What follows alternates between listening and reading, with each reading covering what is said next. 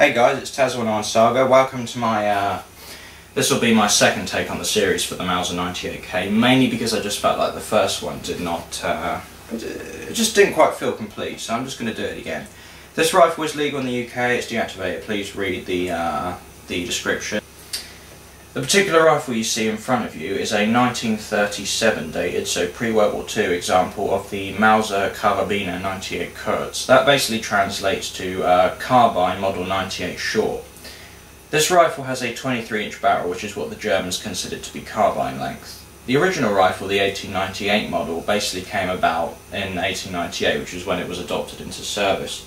That particular rifle was slightly different. It's the same basic design, except that rifle had different sights, had like the roller coaster looking sights, a straight bolt handle, not bent like this one. The barrel was a lot longer, and obviously this stock was longer to keep up with that. Those are basically the only main differences. In 1935, so this is only the third year of production of this particular rifle, it was produced from 35 to 45, the German version at least, so many copies after and all that. But the rifle was adopted in 35 and designed originally in 34, mainly because the Germans didn't, they kind of were going along with everyone else. Basically the way the British Army at the time were, starting to adopt the, well, they were using the SMLE, the Lee Enfield, but they were also starting to adopt the No. 4.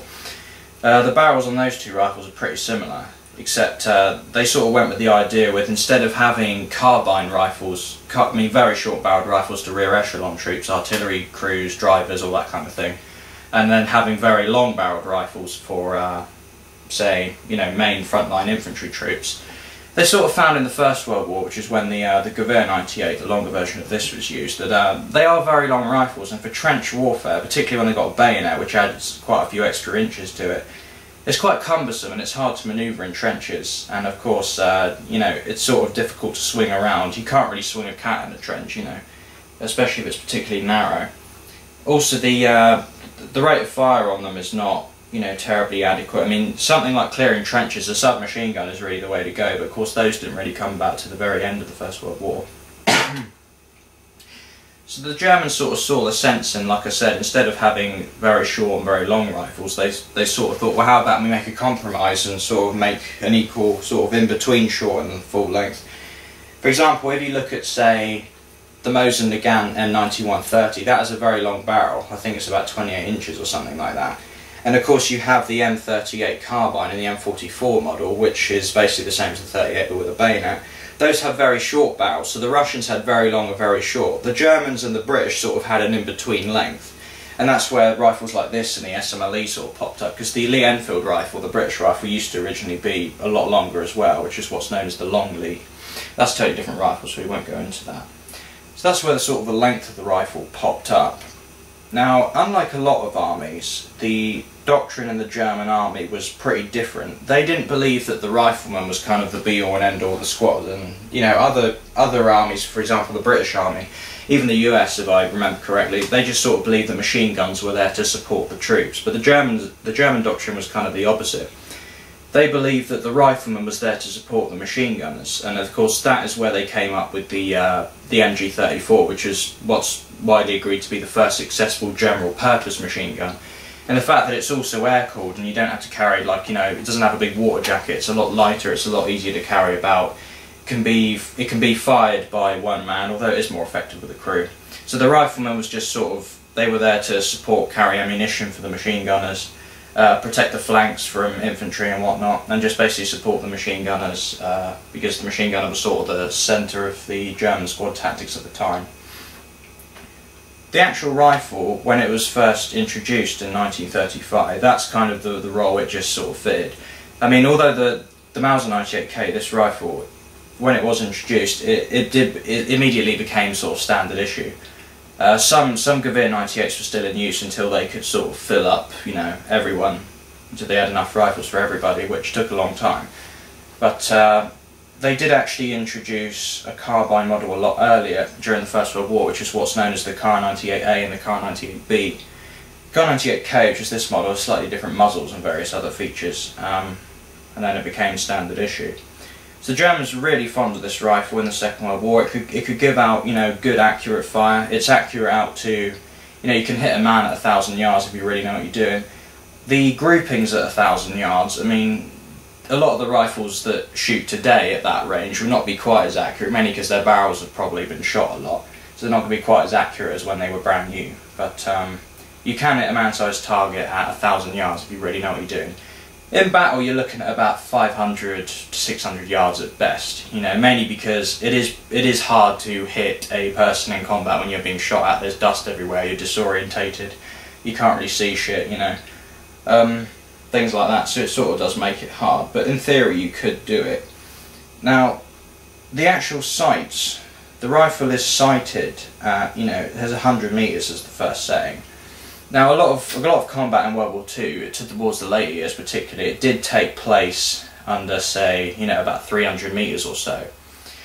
And that's when the rifle, you know, was, you know, it's pretty effective at closer ranges. The only thing is when you get too close, being that it's a bolt-action rifle, you can't really keep up with the rate of fire as, you know, particularly against the Russians that fielded a hell of a lot of submachine guns, the PPSH, and that has like a good 900 rounds a minute on it, so you're pretty outgunned if you have a Mauser or any bolt-action rifle at close range against a submachine gun like that. Good thing with the Mauser is, like I said, it's very accurate, it's very reliable, it will pretty much always work, you know, it can go through mud, rain, dust, a lot of bad conditions, and it will still function. Pretty much like all the bolt actions at the time, you know, the 1903 Springfield, the Mauser Nagant, Lee Enfield, they're all pretty reliable in rough conditions.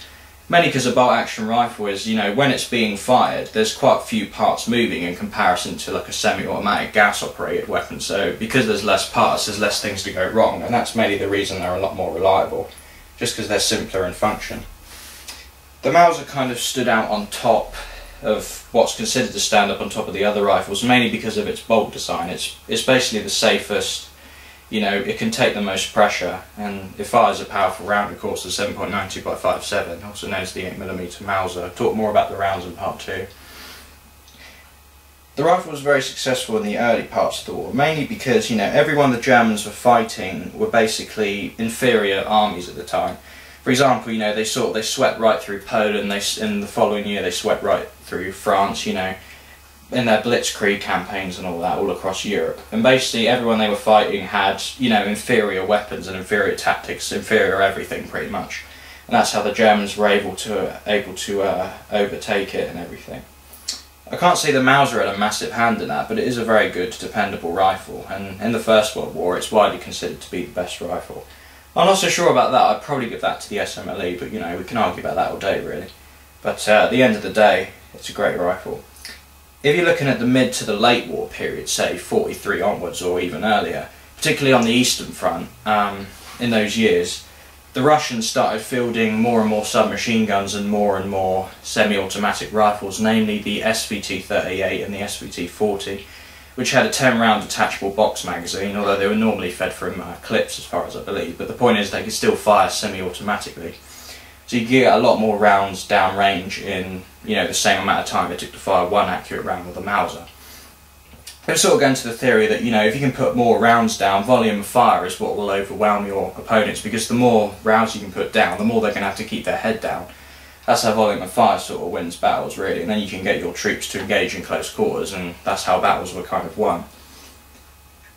The only downside with something like a Mauser is because you can't put a huge volume of fire out, if you're getting a lot of guys that are coming in close quarters with semi-automatic rifles, whilst you're desperately trying to rebolt your rifle, they could put off several rounds in the same amount of time. Particularly after D-Day, you know, and various other campaigns, when they're going up against the US and the Russians at the same time, that's when they really started to get, you know, starting to get beaten in close quarters. When it came down purely to rifleman upon rifleman, if you're looking at rifles like the M1 Garand, which can put out several rounds in the same amount of time that it takes to put out one round from a Mauser and then, you know, rebolt the rifle fire again. The Garand can fire 8 rounds, 30 or 6, you know, before you even have to take your finger off the trigger to, you know, put another M block in and shut the, you know, shut the op rod forward and all that. So that's where the Mauser kind of had its, I wouldn't say downfall, but it started to get a bit outgunned, let's say, you know. It was good at the early part of the war when we were fighting sort of the Brits or the French or the Russians before they were sort of really well equipped. If we're looking at the earliest part of the war, the Russians were not really prepared for the invasion, and that's how the, of course it was a surprise attack essentially. They had suspicions they were going to go for it, but at the end of the day the Russians were sort of ill prepared for it, and that's how the Germans managed to take so much territory. and they weren't really stopped, they weren't really significantly beaten until Stalingrad, so it took them that long, you know, a whole year pretty much to, or even more than that, to beat them. That's not down to the actual weapons the Germans were using, because it's widely agreed that the German weapons were far superior to the Russian. If you're looking at against something like a Mauser, I mean, they're both great rifles, but chances are the Mauser, you know, the Mauser can put more rounds out really, because on average you can fire a Mauser slightly faster than a Mauser, just because of the way its bolt is, you know, you can put more rounds out. Once the war ended, a lot of these rifles were, you know, obviously they were turned in. I mean, obviously the Germans being the losing side, they couldn't just keep their rifles like war trophies like the Allies could, or whatever they brought back. So along with all the machine guns, the pistols, other various stuff, the most issued weapon was of course this rifle, and they produced about 14 million, nearly 15 million in total. I think it was about 14,600,000, somewhere around there. So when the rifles turned in, it was basically, a lot of them just went all over the place. The Russians captured a lot of them, and that's where you get the Russian capture Mausers. You got the Jewish capture ones, the Yugo or the Yugoslavian capture ones, you know. And after the war, there was a lot of countries that made clones of them. I mean, even before the war, there were tons of countries that used Mausers. It was one of the most used guns ever, really. You know, over 100 million sorts of Mauser pattern rifles have been produced. You know, there were countries everywhere using them. You got the Argentine Mausers, the Turkish Mausers. You know, everywhere else you got, Belgium was making Mausers. You know, Fabrique Nationale was making them. You had Yugoslavia making them. After the war, there's a lot of copies of them. For example, you got like, well, you had the VZ-24, which is the Czechoslovakian one. It's quite similar. You got the Yugoslavian M48, I think it's called, and various other rifles. In the Israeli War of Independence, shortly after World War II, a lot of these were used in Israel. Some of them were rebarreled to 7.62 by 51 and all that stuff. So they're basically used everywhere. The Six-Day War, the Suez Crisis, the Vietnam War, a lot of VC sort of used anything they could get their hands on and all that. So this rifle has been around. It's got a fantastic history to it. Its biggest use by far is definitely the Second World War. So great rifle to have. And I thank you very much for watching part 1, and then part 2, now I've given you a bit of history. Part 2 will go into the actual rifle itself, and I'll give you some close-ups on everything. So thanks a lot for watching, guys.